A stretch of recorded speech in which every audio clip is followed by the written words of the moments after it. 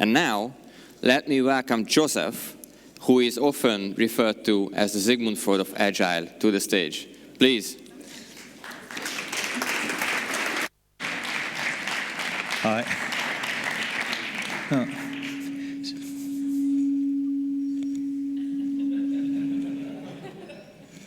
It works. As of today, I'm officially an old man, so I'm going to use a couple notes so I don't forget everything. First question. Please, go ahead and take a seat. We have time.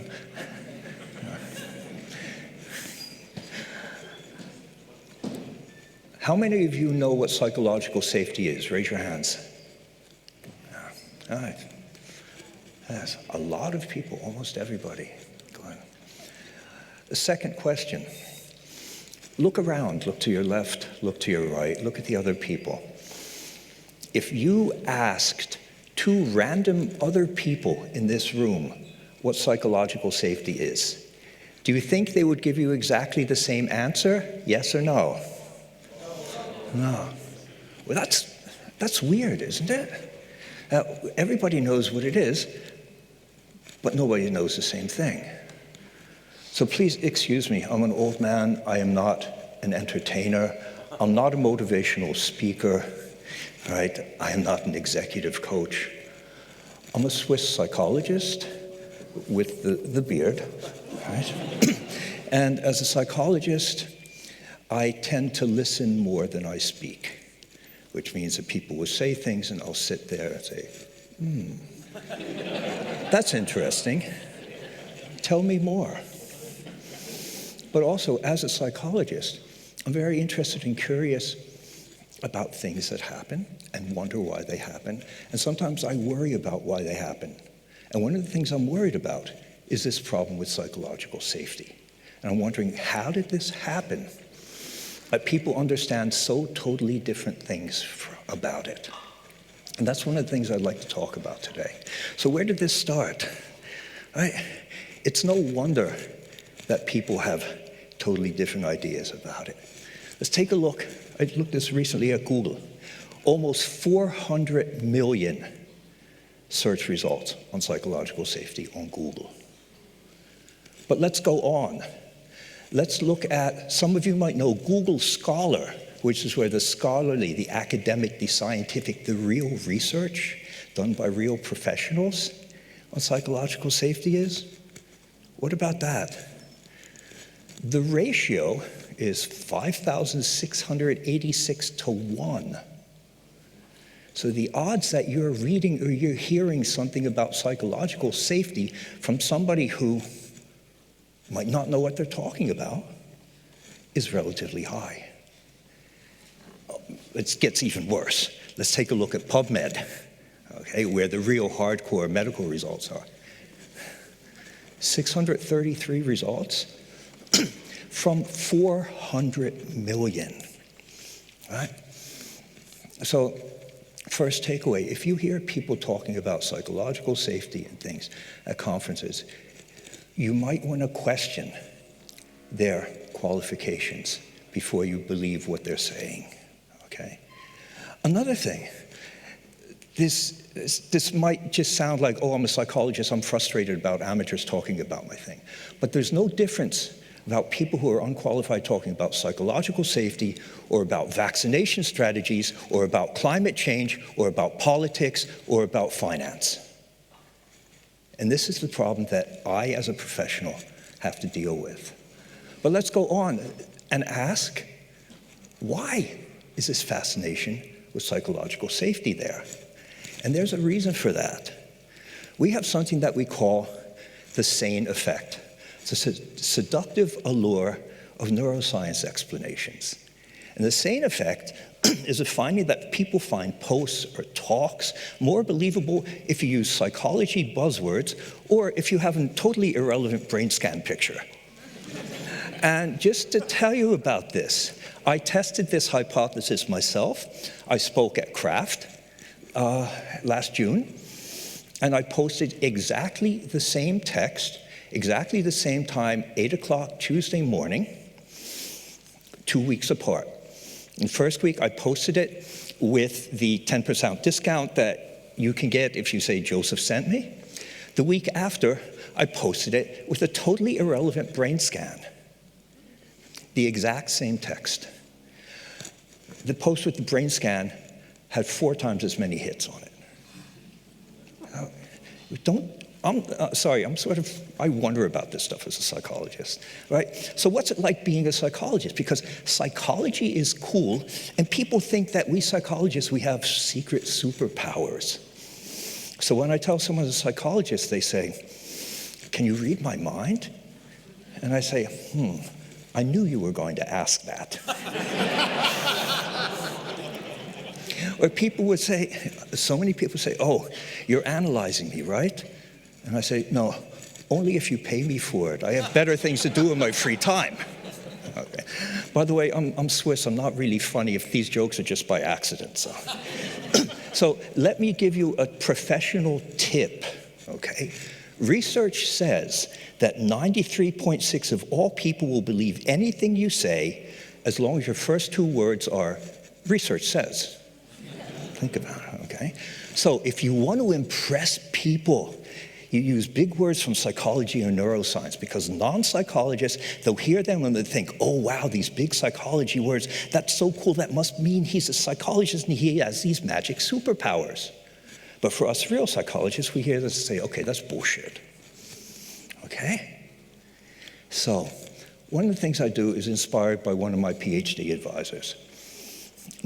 Nora Dunbar says, as long as we real psychologists keep talking to each other, which is arguing with each other also, there will always be these slick pseudoscientists out there who are filling that void with their articles and their talks and their training programs. And this is really dangerous because of the fake news, because of the misinformation that's coming out there. And it's our responsibility to communicate science to practitioners, to people who can use this. Let me show you a concrete example. This came up recently on LinkedIn. Did you know that there's a raffle? This is not the raffle that comes afterwards, by the way. But you can raffle and you can win psychological safety for your team of up to 8 people. Otherwise, it costs just $1,600 for your team, and you can become psychologically safe. And this is the stuff that's coming up on LinkedIn, right? So why is this coming up? And when did this buzzwords hype start? So I'm going to ask you another question. This is the last time you'll have to raise your hands. In which year was the term psychological safety first mentioned in the literature? Was it 1936, 1965, 1999, or 2016? How many of you think it was 1936? Raise your hands. Wow, okay, a couple people, not bad. How many of you think it's 1965? Even more people, okay. How about 1999? Okay, good. How about 2016? Wow, okay. So we have essentially a bit less people for 1936, and we have relatively equal for the other 3. So the real answer is 1965. But the other dates are relevant. Let me give you a really short history lesson on this. Back in 1936, Kurt Lewin published a later version of his doctoral dissertation and had it translated into English. It's called Principles of Topological Psychology. And Kurt Lewin was the founder of the field of social psychology. And what he meant by topology was he was essentially looking at the way people interact with each other. And any of you who have ever been in any type of relationship with 3 people always know that it's always 2 against 1, right? This is what Lewin started researching. Another thing Lewin started researching was something he called a T group.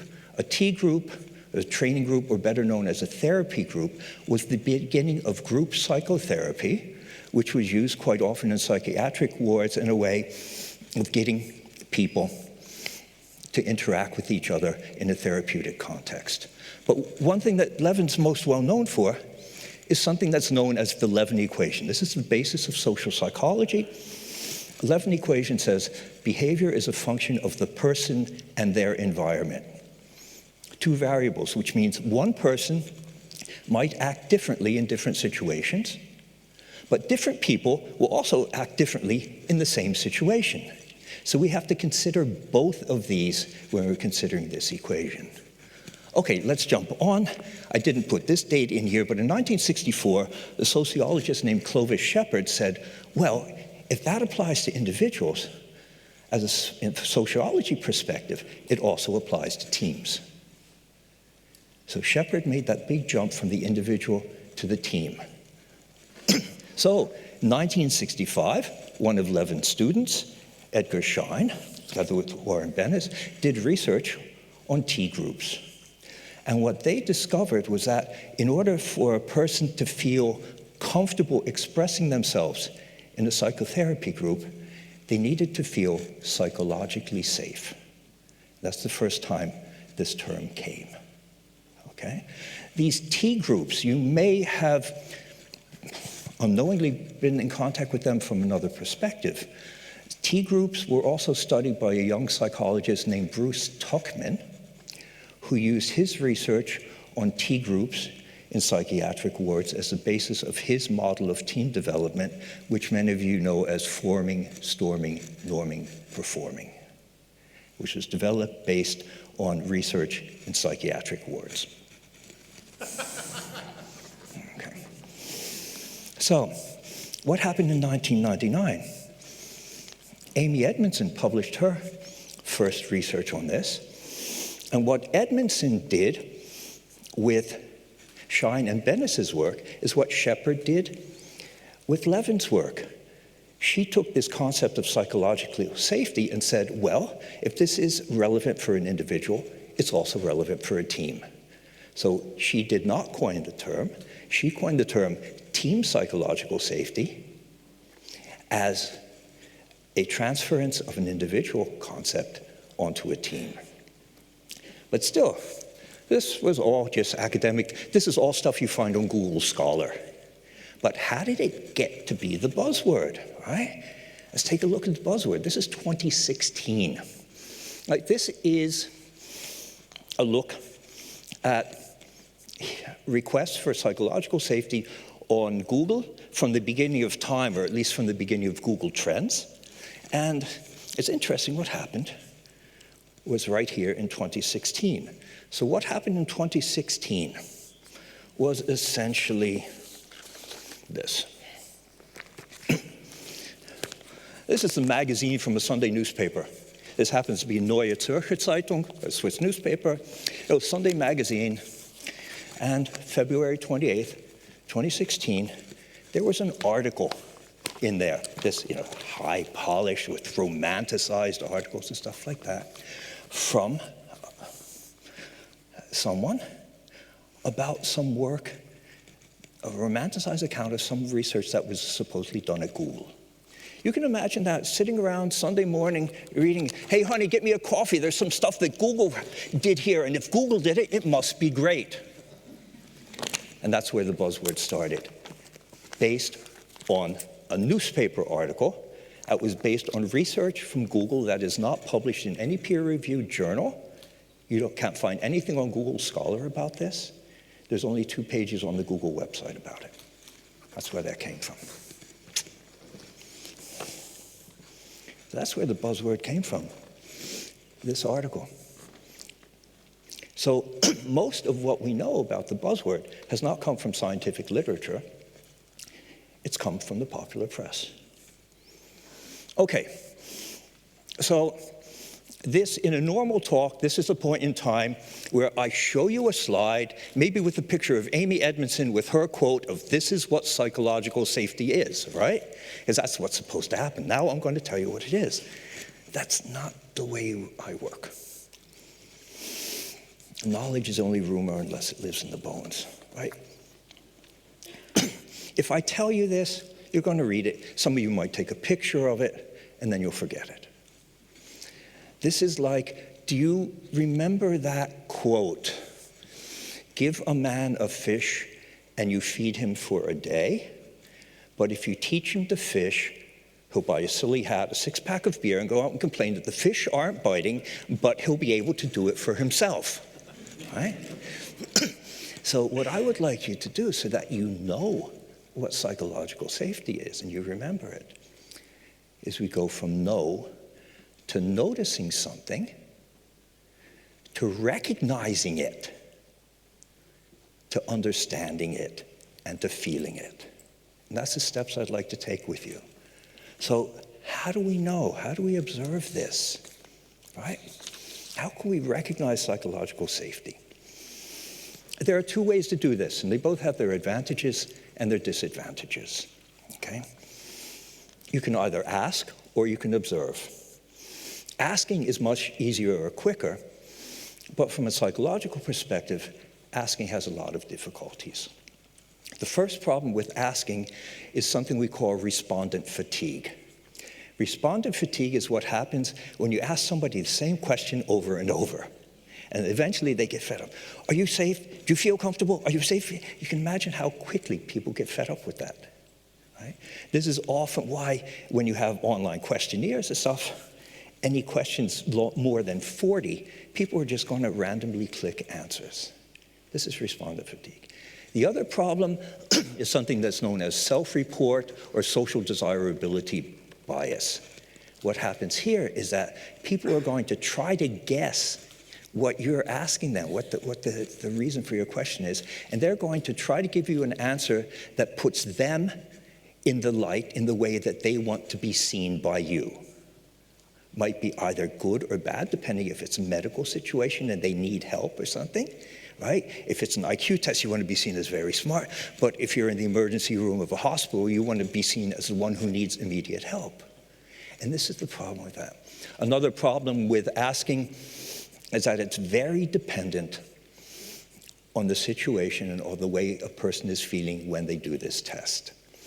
There are also psychological assessments like MBTI, where depending on which side of the bed you fell out of, you'll get a different answer, right? These are the problems with that. Observation provides much better results, but it's much more difficult and it's much more time intensive. So as a psychologist, I'm trained to look for very subtle signals and very subtle cues. And what I would like to do is to teach you one of these signals, one of these clues, and how to look for it. Because this is something that I want to give you as a gift that will hopefully help you not only in understanding psychological safety, but help you understand and improve your relations with others. And what we're going to look for is something that's called a bid. A bid, the concept of a bid comes from the relationship researchers John and Julie Gottman. And they say a bid is an attempt to create an emotional connection with another person.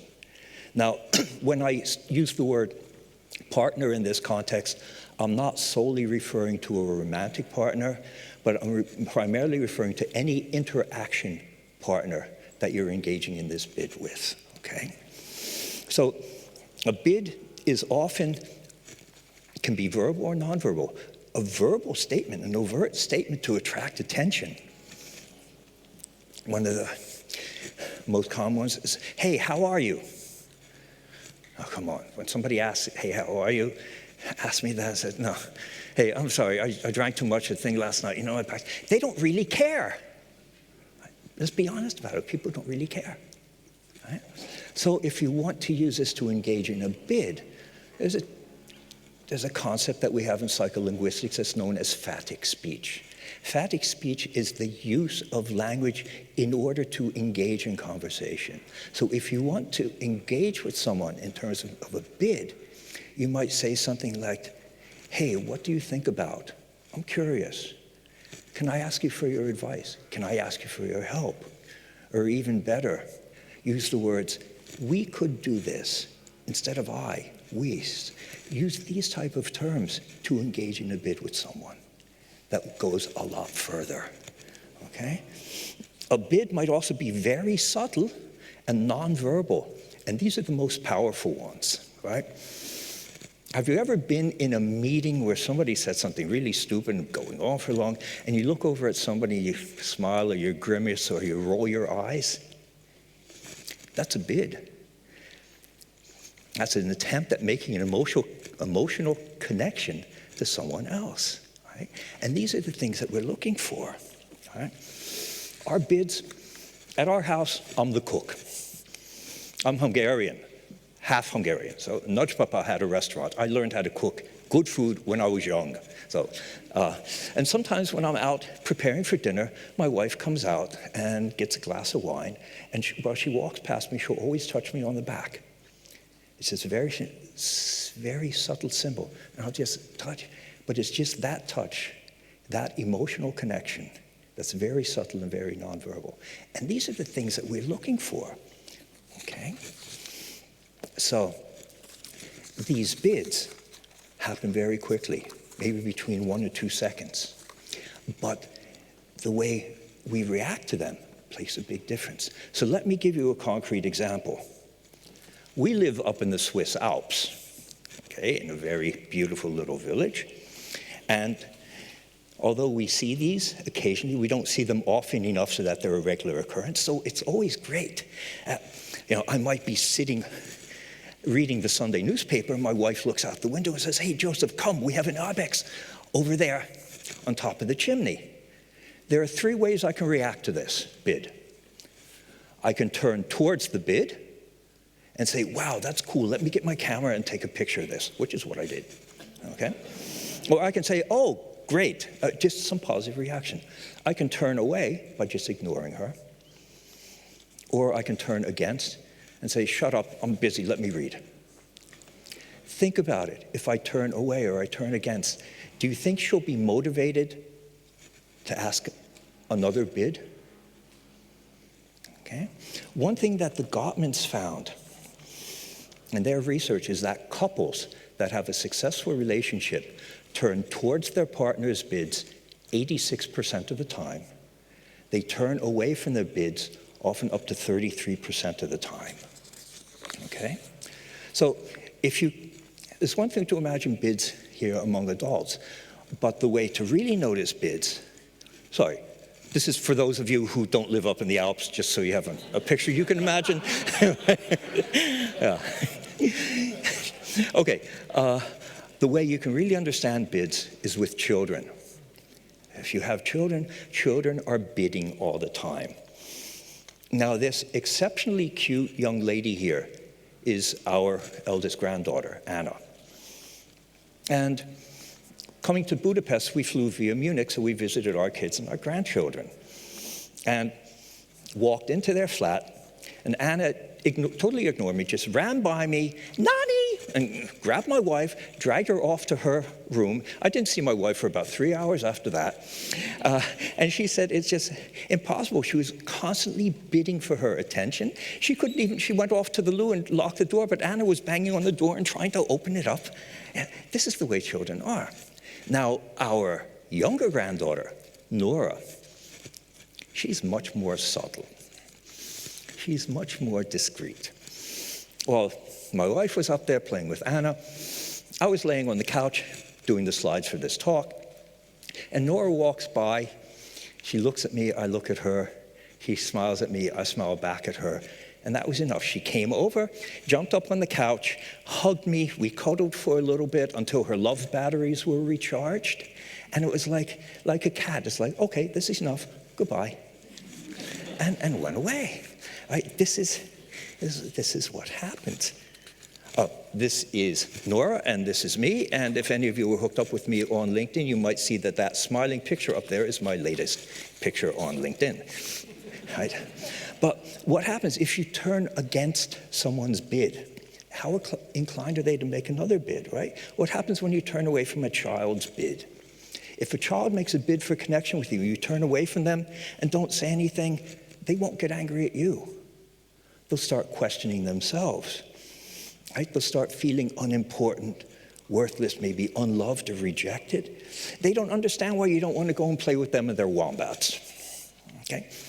But the older a person gets, the more they develop an ego and a personality, the more that feelings of resentment and pain come from these moments. And these go into the backpack that you carry through your whole life, right? And loneliness, negative feelings are much more powerful than positive feelings. So we have this resentment building in us, and then you have to talk to this person and work together and make decisions together. And well, you have so much resentment about this person that how are you going to reach some kind of consensus on anything, right? So you start responding with hostility and responding with criticism, everything, okay? So I don't want to leave you on that sad note, okay? So sometimes you do talk about wombats with them. As I mentioned before, bids are often very subtle, and they're very easy to miss. If you're under stress, you miss them even more often. So Robinson and Price did an experiment where they found out that in couples where people were under stress, they would miss around 50% of the bids that their partner was making, miss half of the bids that their partner was making. And this is really important, finally, because when psychologists started designing couples therapy, they thought, okay, unhappy couples, they're not nice to each other. That's the problem. They have to have date nights and love days and where they express more love and stuff like that. Well, that wasn't the case at all. It wasn't that they didn't love each other. The fact that they were so under stress that they were missing 50% of the love that their partners were sending to them. 50% of the bids for emotional connection that they were sending. So what I wanted to do in this talk was to sensitize you, to tell you about something very subtle, but something extremely important in all the relationships that you have with other people. Sensitize you to the fact that this is happening at a very subtle level, and that the way you react to these bids has a strong influence in the future of any relationship that you're in. Okay? So I'd like to give you some takeaways. This is one of my favorite pictures of my son and my granddaughter. First takeaway, okay, if somebody's starting using that psychology and those neuroscience buzzwords in their talk, you don't hesitate to ask them about their qualifications. Be careful about taking what they say as gospel truth. So homework for you when you go home later is take some time to be aware when your partner makes a bid to you, be it a verbal, be it a nonverbal bid. And if possible, turn towards them. React positively to this bid. On the other side, when you make a bid to your partner, make a bid that's of value. It's not how are you, or yo, what's up, or yo, babe, or something like that. But say, sorry, that slipped out. But say something of value. Use the we word instead of the I word. Ask them, hey, what do you think about this? I'd like your advice. I'd like your help. Have them feel needed. And then at the end, I'd just like you to close your eyes for a couple seconds and just think about what it's like when your partner or when your child makes a bid and you accept that bid and you see that look in their eyes and that smile on their face. And think about when you make a bid to someone and they accept that, and that warm and happy feeling that you have in there, that feeling of comfort, that feeling of loved. And if you can recall those and recall the feelings that you have, then you know what psychological safety is. Thank you.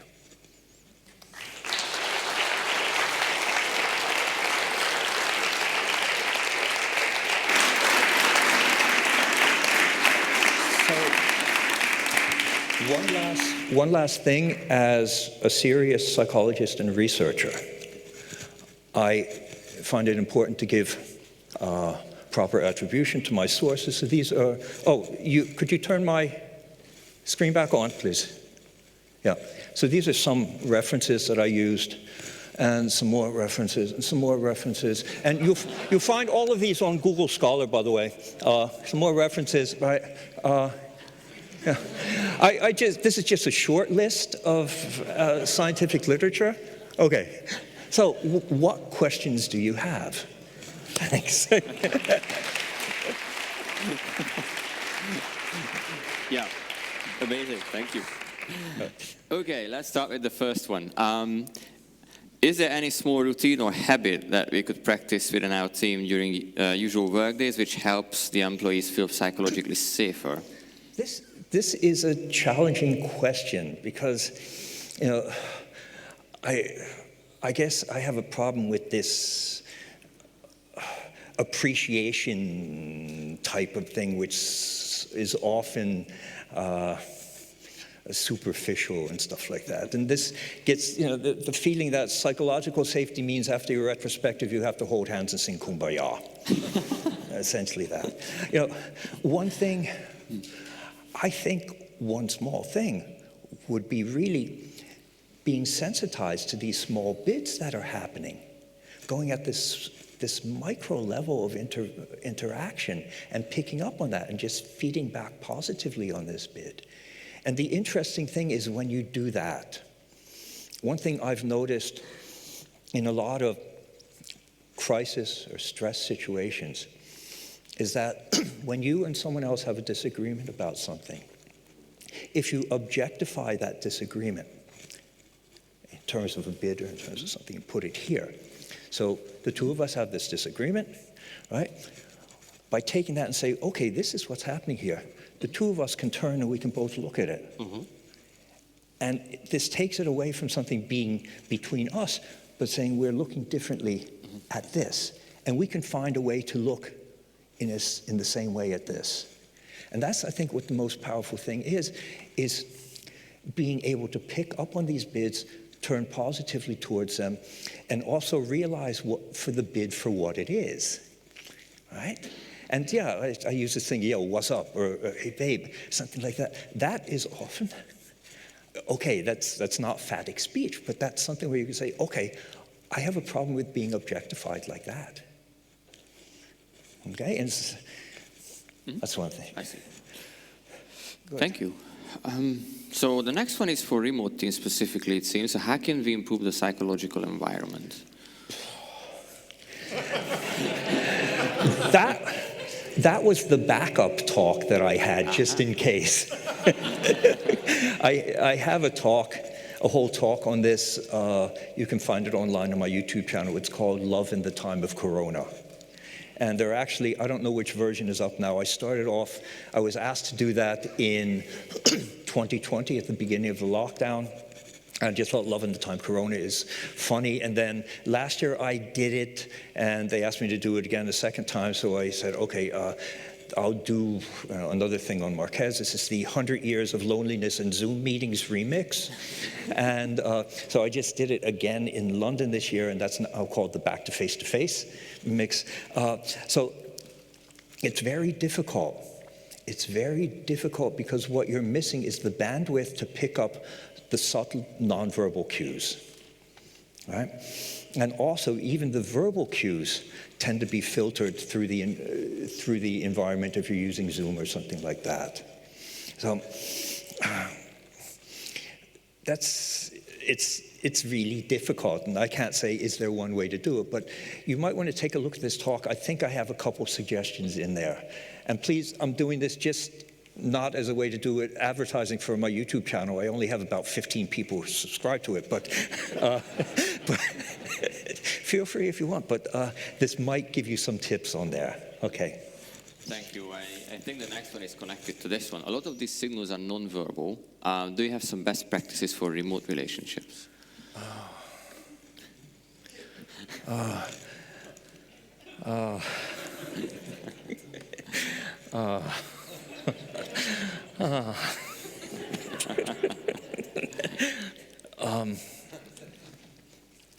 Openness and honesty, transparency, as much bandwidth, as much information flow as possible. Because as soon as things aren't open and honest and transparent, the information is flowing, you start making assumptions about others. And these assumptions are always set up in a way to support your worst fears. Assumptions are, and this is a basic attribution fallacy, is that, oops, it was an accident, but you did it on purpose. Fundamental attribution fallacy, right? And this is one of the things you want to be aware of, the fact of attributing agency and attributing cause to something in someone else that happened by accident, which you didn't know about, which you couldn't know about because the relationship was remote. I see, thank you. Does that make sense to yet react to it, even if it realized later than it offered? Okay, that means if somebody made a bid and for some reason it went past you, and you literally say, oh shit, I could have reacted to that. Say that. Hey, you know, I'm sorry, I realized before you made this bid, I was distracted. If you want, you can cite Robinson and Price 1980. That study says that you miss 50% of the bids when you're under stress, okay? But just say, look, you know, I'm sorry, I missed that. I want to acknowledge that bid. And that's belated, but it's a turning towards. Thank you. Love your message. Thanks a lot. Might be Swiss, but your Hungarian part is funny. Yes. Thank you, Nach Papa, Nach Mama. Honestly, my grandparents left Budapest in 1938. They moved to the United States, where my mother was born, and they didn't want to teach me Hungarian. That would be their secret language so that they could talk about me. But of course, you know, I picked up things in Nach Papa's restaurant kitchen. I also picked up things from male adult friends of the family who told me all these words and say, go tell them to your mother, and bah, this type. I don't think this is a question. Let's double check that YouTube follower base. Okay. So, that's a request. Sorry. You can find me on LinkedIn. I'm introverted. I tend to be a bit of a hermit. I'm also now, as of today, somehow officially retired, which means I'm not going to be posting that much, but I'm always happy to come back here. I cannot stop working. My work focus has now changed. So I'm going to start a new job, actually a part-time job in January, working for the local hospital, doing IT and organizational project work, because I think in the medical crisis, the health crisis that we have is very important, especially up in the Alps where we don't have that many, that good medical facilities and stuff. And quite honestly, I'm not too good to help people, but I'm at the point in time where I'm too good to spend the life energy I have remaining helping some bank managers reach the KPIs for their bonus by helping them do some pseudo-agile transformation. Excuse me, this is still being recorded. Can you cut out those last seconds? Thank you. What is the latest great book experience? I'm curious about what you find interesting nowadays. What I find interesting nowadays? Well, a lot of the books that I read, you'd probably be really bored with, because there's stuff dealing with my PhD, so multivariate time series analysis, lagged interval panel models and stuff like that. But the Gottmans have recently brought out a book in October called The Love Prescription. And it's about bids.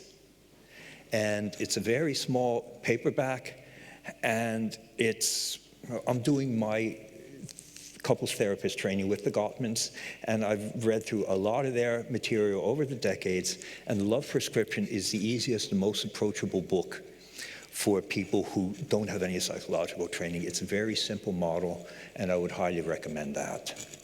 Thank you. Okay. Okay. Well, No. hey. Okay. How true is that statement that a more balanced mic time inside a team is a proxy of psychological safety? Oh, wow. Did you pick that up from my other talk? This is something that comes from Woolley et al.'s research at MIT, where they said, and this would also have been part of a longer talk, and psychological safety is not the only thing you need. There's also a talk about this on my YouTube channel. You need three things. You need psychological safety, empathy, and cognitive diversity. Okay? Now, what Woolley and colleagues did was they set up teams doing exercises, experiments, and they monitored, one of the things they monitored is the amount of time that people spoke. And what they calculated then was the standard deviation of that time. And the smaller the standard deviation, the more equal they were, balanced in the speaking time, and they saw that as representative of psychological safety. Now, this is some stuff that I did online for a workshop at Craft 2 years ago. I did a longitudinal study at Motorola in Krakow last year over this, and it really does work. There are some difficulties doing that with geeks, with software developers are not always known to have best social skills. Cut that out. But yes, if you want to hear more about this than you could ever deal with, talk to me afterwards, because I can give you all the data on this. But yeah, it is a proxy that you can use for a first look into that, is saying that, if you have so much time and one person is monopolizing the conversation, your standard deviation is going to be a lot bigger than if it's equal and everybody has equal spelling time, which means that there are people who are comfortable to speak. Okay? All right, next one. As modern leaders, we need to use psychology in our work. How to avoid the danger of being superficial? Well, a month ago I would say hire me. But I'm available for consulting. But I have a number of colleagues that go question the people you're getting in to help you about whether they know what they're talking about, whether they're really qualified to do this. And that's the one problem, is that I'm starting a new training. I'll be doing it in Australia in March, called Quantifying Your Effectiveness. And because I found that if you give a designer a briefing, what you get back from them is a design. If you give a developer a spec or a user story or something, what you get back from them is code.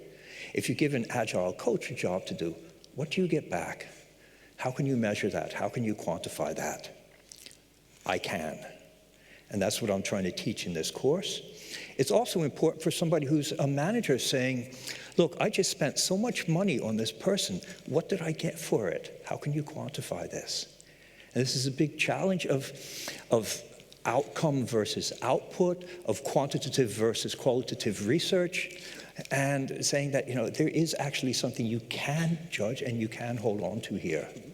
Okay? But the important thing is, to find some way to measure this.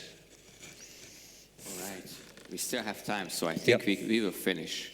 Yeah. They are doing this to me again. I had to have more a person in a team that doesn't feel safe, and you feel that you are doing your best with supportive talks, reacting to bids, and so on. The question, I don't have the perfect answer for this, but what I could tell you is where I would start looking for answers.